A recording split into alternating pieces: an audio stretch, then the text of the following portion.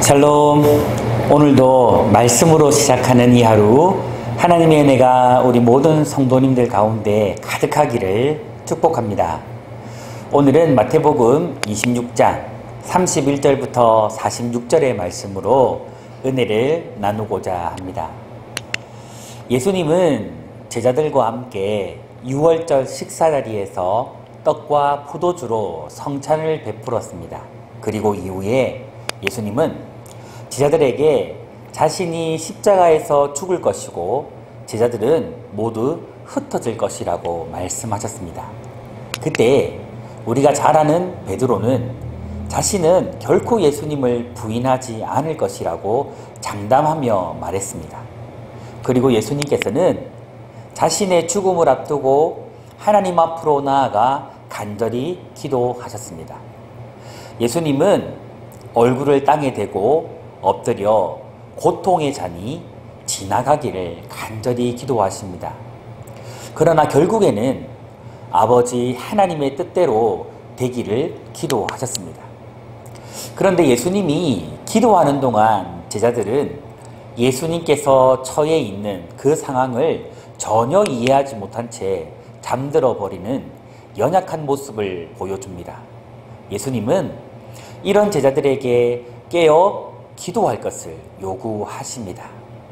그렇다면 예수님은 연약한 모습으로 잠들어 버린 제자들에게 왜 깨어 기도할 것을 말씀하셨을까요?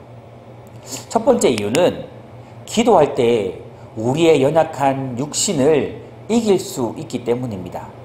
사람의 몸은 연약하여 쉽게 지치고 피곤함과 어려움을 느낍니다.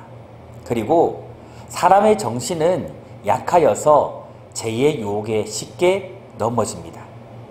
연약한 몸과 죄에 쉽게 넘어지는 사람의 정신은 사명자에게 걸림돌이 될 수 있습니다. 우리에게 걸림돌이 되는 연약한 몸과 정신을 이기는 방법은 바로 예수님이 말씀하신 것처럼 깨어 기도하는 방법밖에 없습니다. 두 번째 이유는 기도할 때에 사명자의 길을 걸어갈 수 있기 때문입니다.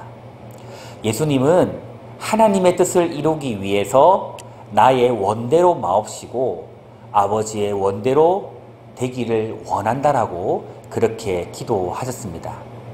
이 기도는 하나님 아버지의 뜻이 이루어지게 하소서 그런 기도입니다.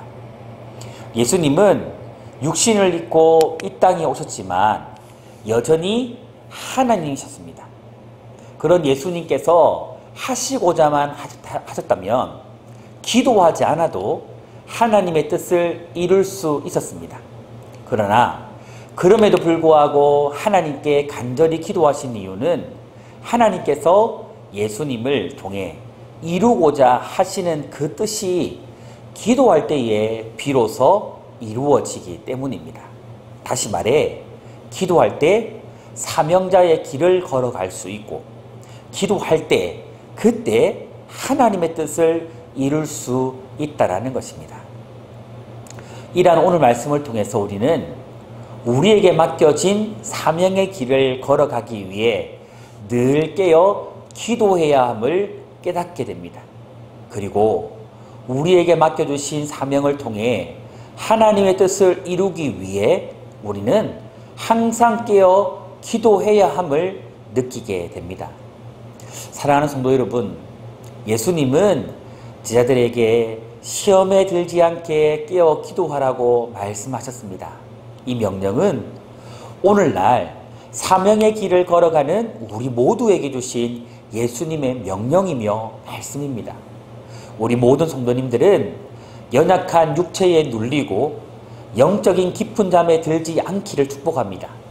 오늘 이 하루도 깨어 기도하면서 사명자의 길을 걸어가고 그 길을 통해서 하나님의 뜻을 이루어 드리는 우리 성도님들의 복된 삶이 되었으면 좋겠습니다.